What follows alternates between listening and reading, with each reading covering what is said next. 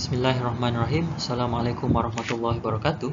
Jadi, aku ingin terangkan kenapa dalam kursus fizik keadaan pejal kita mula belajar dengan struktur kristal.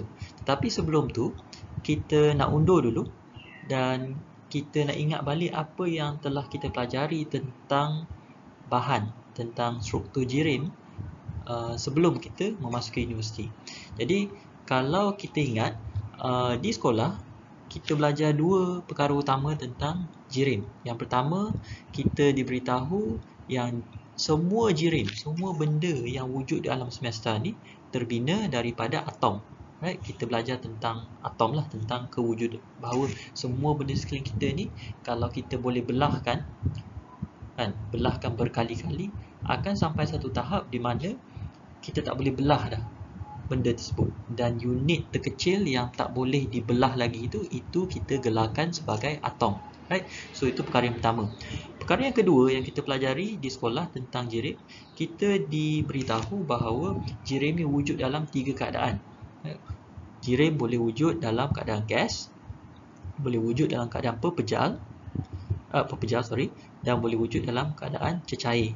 Dan setiap satu keadaan jirim ni dia terkait dengan tenaga yang dimiliki oleh benda tersebut. Right? Untuk gas ni tenaga dia paling tinggi, manakala untuk pepejal ni tenaga dia lebih rendah. Right? Jadi apa yang bezakan yang ni dengan yang ni adalah jumlah tenaga yang dimiliki oleh setiap satunya. Contoh yang biasa diberi, kalau kita ada air, kemudian kita panaskan air itu, dan kita bekalkan tenaga haba kepada air itu, maka air akan bertukar daripada cecair menjadi gas. Ataupun kalau air itu kita bekukan, maksudnya kita keluarkan tenaga haba daripada air itu, maka ia akan bertukar menjadi pepejal ataupun ais. Jadi perbezaan keadaan jirim ini terkait dengan jumlah tenaga yang dimiliki olehnya. Itu satu. Dan jumlah tenaga yang dimiliki oleh jirim itu dalam setiap satu keadaan ini, dalam satu fasa ini, mempengaruhi susunan atomnya. Right? Jadi untuk gas, atomnya berjarak jauh, manakala untuk pepejal atomnya berjarak dekat, dan untuk cecair ni dia somewhere in between the two. Right? Jadi bila kita masuk ke universiti, right, kita sebenarnya belajar tentang jirim berlandaskan apa yang kita telah pelajari di sekolah. Maksudnya bila kita masuk universiti tu, kita dah tahu bahawa okey, semua benda terbina daripada atom, dan ada tiga fasa, tiga keadaan jirim. Bila kita nak mempelajari tentang jirim ni, dia ada dua pendekatan yang berbeza. Pendekatan yang pertama adalah untuk bermula daripada sini, apa yang kita panggil sebagai sebagai top down. Maksudnya kita mula daripada sifat makroskopik, sifat yang boleh kita lihat pada bahan tu, kan, sifat kimia je, sifat fizikal je, kan, rupa je macam mana. Kemudian kita cuba kelaskan bahan-bahan berdasarkan sifat-sifat fizikalnya, sifat kimianya, rupanya. Dan ini yang biasa dibuat dalam mata pelajaran kimia. Kan dalam kimia kan kita belajar okey, apa perbezaan contohnya seramik dengan gelas, apa perbezaan contohnya logam dengan bukan logam, ataupun apa perbezaan penebat elektrik dengan konduktor elektrik. Jadi dalam pendekatan ini kita bermula dengan sifat bahan tu yang boleh kita nampak, yang boleh kita kesan. Right?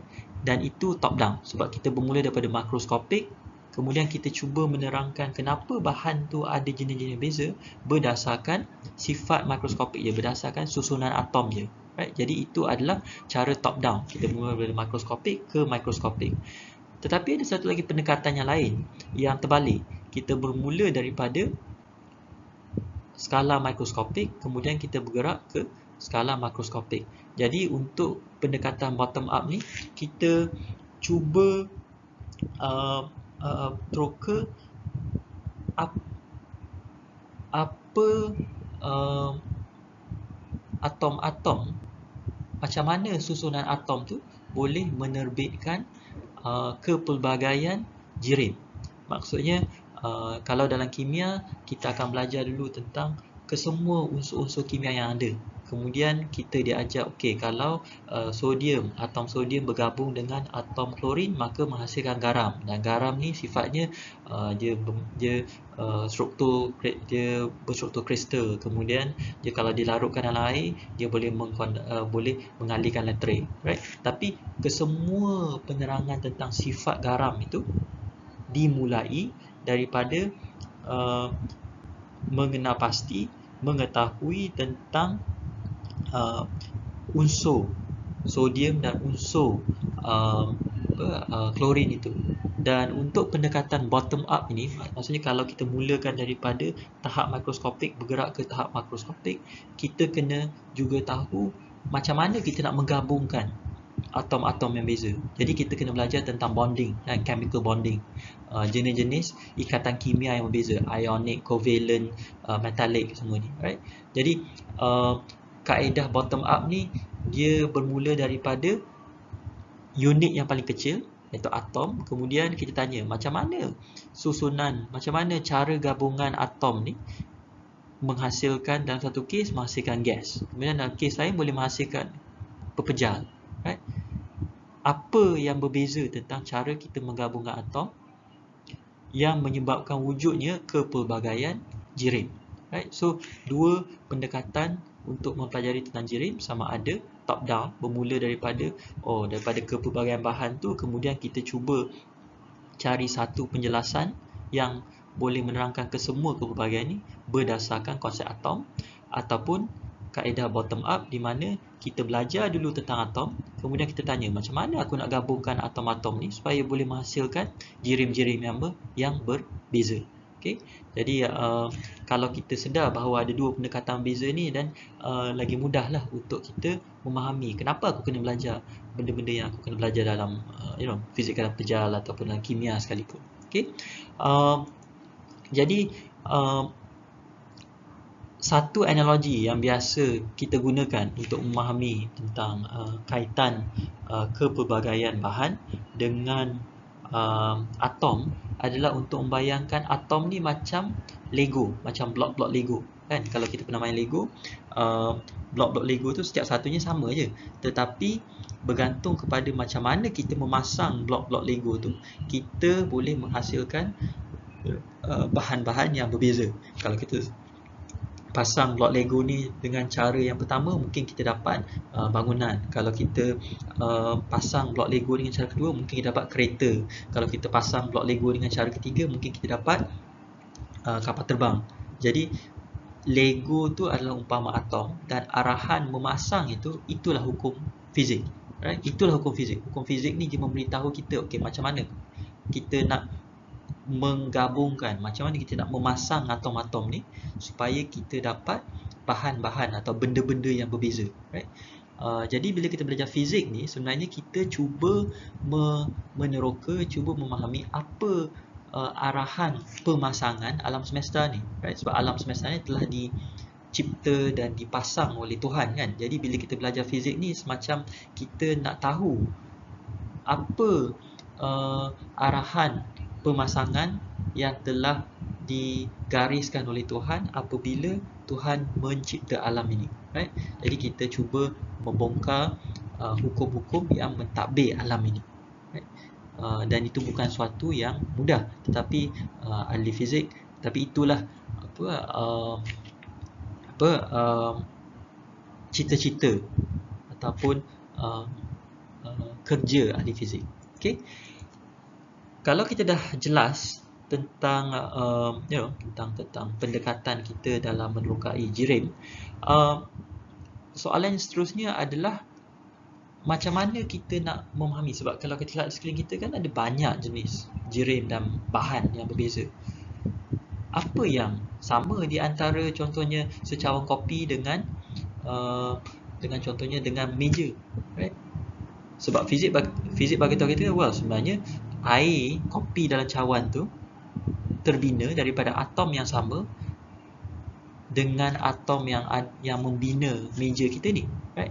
Tetapi kita bila kita tengok dengan mata kasar kita, macam mana air kopi dalam cawan ni kita boleh kata sama dengan meja? Sebab meja ni solid kan, meja ni pepejal, dia pejal. Kalau kita ketuk je, dia tangan kita yang sakit. Tapi yang macam air kopi ni kita boleh minum kan, dia sangat berbeza. Jadi macam mana kita boleh memahami perbezaan di antara jenis-jenis benda yang berbeza? Maksudnya macam mana kita nak memodelkan benda-benda yang berbeza ni? Macam mana kalau kita kata okey, air kopi ni adalah cecair. Okey, macam mana kita nak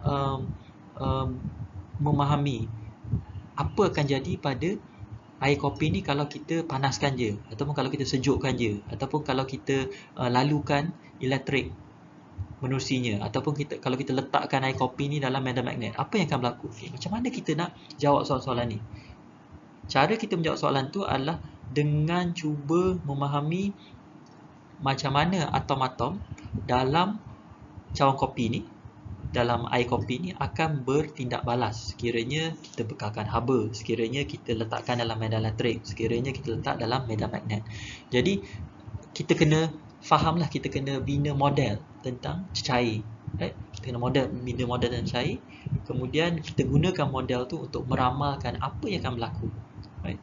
Dan kalau kita nak tahu sama ada model kita tu betul, maka kita bandingkanlah ramalan model kita tu dengan apa yang berlaku di dalam amal ataupun dalam kehidupan seharian kita.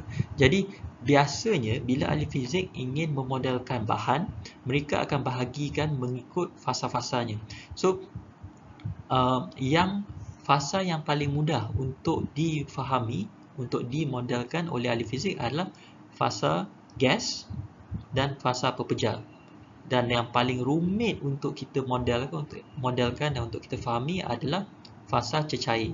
Kenapa? Sebab untuk fasa gas, kalau kita tengok kan, atom-atom je berjauhan. Jadi kita boleh fokus kepada satu atom saja dan kita ikut apa yang berlaku pada satu atom ni apabila dia bergerak. Jadi kita tak perlu serabutkan fikiran kita untuk melihat atom-atom lain ni. Kita pilih satu atom je, lepas tu kita ikutlah apa yang berlaku kepada dia, right?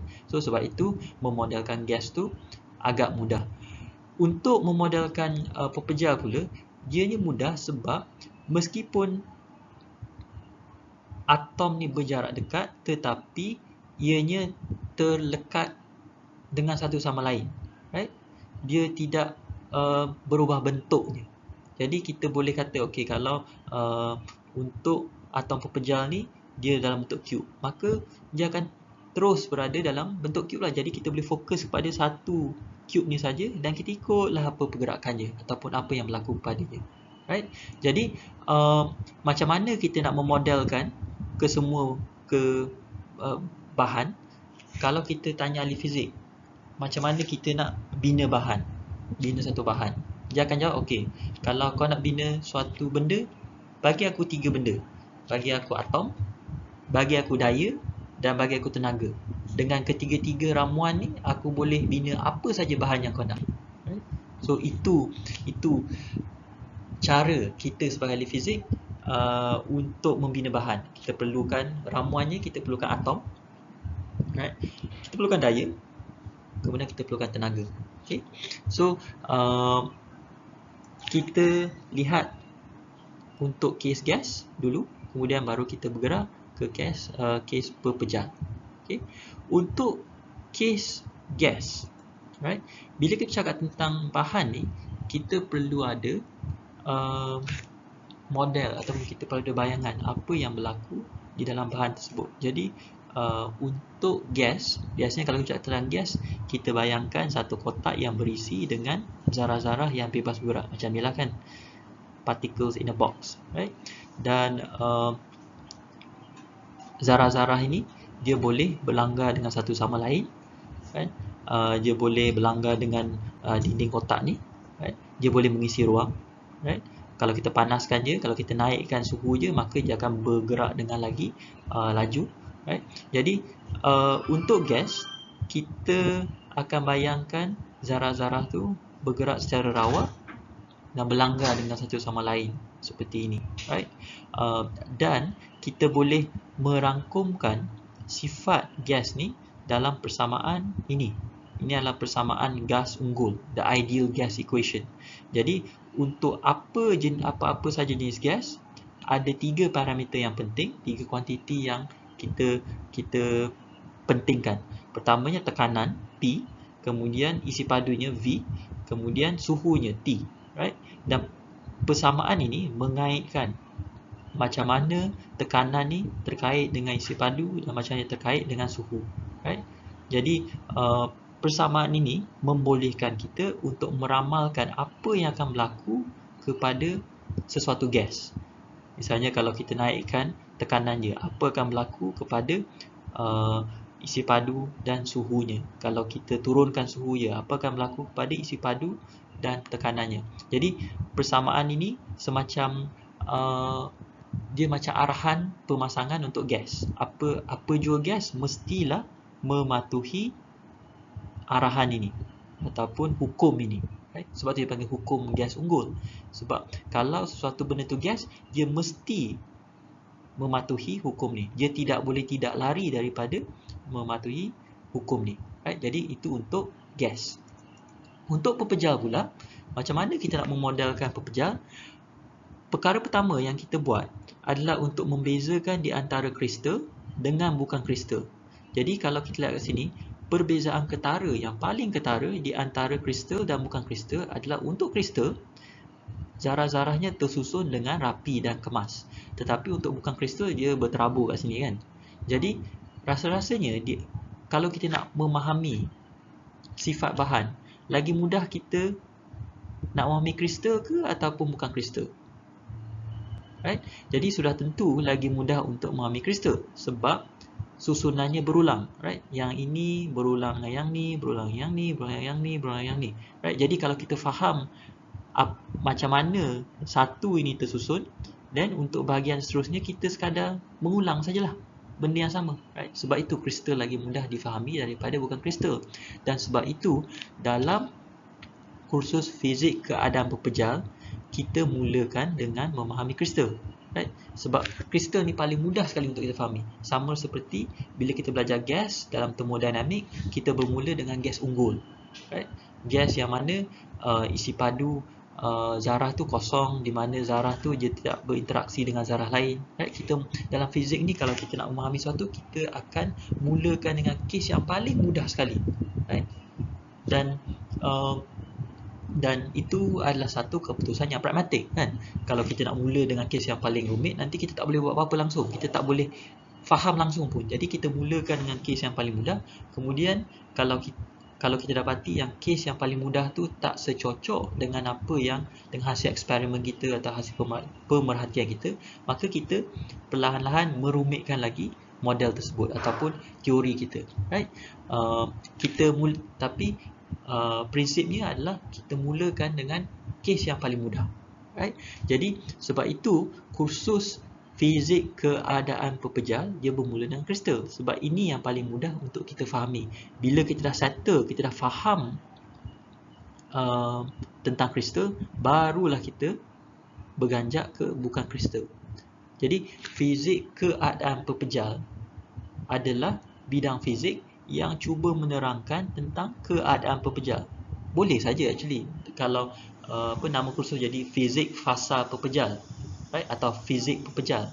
Tetapi dia nak menekankan bahawa untuk subjek fizik keadaan pepejal, kita hanya kisah tentang pepejal. Jadi dia tulislah fizik keadaan pepejal. Maksudnya bidang fizik yang kita hanya kisah tentang solid je. Kita tak kisah pasal cecair, tak kisah pasal gas, right? Tetapi dalam termodinamik kita bercakap tentang gas kan. So kita dah settle pasal gas dalam kursus termodinamik. Sekarang ni bila dah masuk tahun 2 dan tahun 3, kita berganjak ke pepejal pula, right? Okay, so kita bermula dengan kristal, right? Kemudian kita diberitahu bahawa sebenarnya kristal ni ada beberapa bentuk asas, struktur asas kan, body centered, face centered, hexagonal semua ni kan, dan rupanya macam ni, right? Jadi kita boleh bayangkan yang ini adalah semacam blok Lego tadi tu, tapi blok Lego yang berbagai saiz atau berbagai bentuk, right? Tetapi masih bentuk-bentuk asas. Maksudnya kita boleh menggabungkan struktur-struktur yang berbeza ni untuk menghasilkan struktur yang lebih kompleks. Tapi ini adalah struktur yang paling asas sekali. Sebab tu dia panggil unit cell, right? Maksudnya ini adalah unit yang paling, struktur yang paling asas sekali. Dan kita boleh menjelmakan, menerbitkan struktur yang lebih rumit sekiranya kita menggabungkan ketiga-tiga ataupun struktur-struktur yang asas ini, right? Sebagaimana sebuah rumah tu, sebuah bangunan terbina daripada batu bata, right? Jadi sebuah bahan itu, satu bahan tu terbina daripada atom. Tetapi atom tu, tapi macam kalau kita rumah pun, batu bata pun ada macam-macam jenis, macam-macam saiz. Jadi kita boleh bayangkan yang struktur-struktur asas yang berbeza ni adalah seperti batu bata yang berbeza jenis, berbeza saiz. Okay, so itu adalah tentang pepejal. Yang terakhir adalah tentang distribution ni. Apa yang dimaksudkan dengan distribution? Secara ringkasnya, apa yang dimaksudkan dengan distribution ni adalah dia memberitahu kita, dia adalah satu arahan yang memberitahu kita, okey, kalau kita bekalkan sebanyak tenaga, macam mana struktur-struktur atom ni akan berubah sekiranya kita bekalkan tenaga kepada bahan tersebut. Sebab kalau dilihat ada T kat sini, setiap sana ada T, right? Jadi kita tahu yang distribution ni, taburan ni sebenarnya adalah taburan yang berkait dengan tenaga. Maksudnya kalau kita bekalkan tenaga kepada gas, kepada liquid, kepada solid, macam mana atom tu akan berubah, right? Jadi macam mana distribution ni macam arahan yang perlu dipatuhi oleh atom-atom ni sekiranya dia menerima tenaga, right? Kalau atom tu dipanaskan, macam mana dia perlu bergerak balas. Jadi itu ditentukan oleh taburan-taburan ini. Dan kalau dilihat untuk Boltzmann, taburan Boltzmann ni digunakan untuk gas. Jadi sebab itu dalam termodinamik awak belajar tentang taburan Maxwell-Boltzmann, right? Manakala untuk pepejal pula, kita gunakan, dia ada dua taburan, taburan Bose-Einstein ataupun Fermi-Dirac. Dan ini bergantung kepada sama ada atom ataupun kepada zarah yang terlibat itu tergolong dalam kelas fermion ataupun tergolong dalam kelas boson, right? Fermion ni adalah semua zarah yang membentuk jirim, misalnya atom, elektron, semua itu adalah fermion. Manakala boson pula adalah foton, right? Jadi foton akan mematuhi peraturan ini, manakala atom yang membina jirim akan mematuhi peraturan ini. Jadi itu secara ringkasnya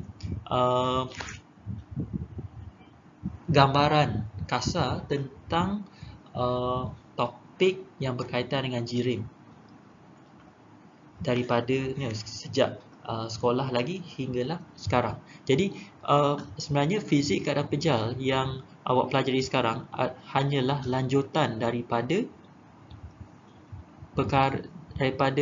tiga keadaan pepejal, tiga keadaan jirim yang awak pelajari di sekolah, kan? So di sekolah kita belajar ada tiga keadaan pepejal.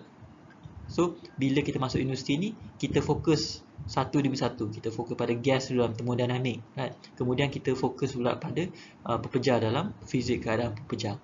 Jadi saya rasa kalau kita sedar bahawa apa yang kita pelajari di universiti, misalnya dalam fizik keadaan pepejal tu hanyalah kesinambungan daripada apa yang kita pelajari di sekolah, itu memberikan kita keyakinan untuk tidak putus asa bila kita rasa benda yang kita pelajari di universiti itu rumit. Sebab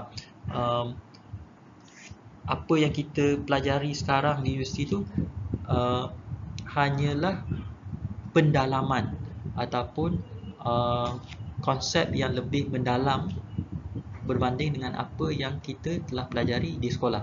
Jadi kita kena bayangkan proses pendidikan kita itu sebagai satu perjalanan lah, kan? kita bermula di sekolah dengan 3 fasa JIRIM, tapi bila dah universiti kita pergi lebih dalam untuk setiap satu fasa JIRIM ini. Jadi saya harap ini membantu, dan sekiranya ada soalan bolehlah dikemukakan kepada saya ataupun pensyarah lain, dan kami sedia membantu.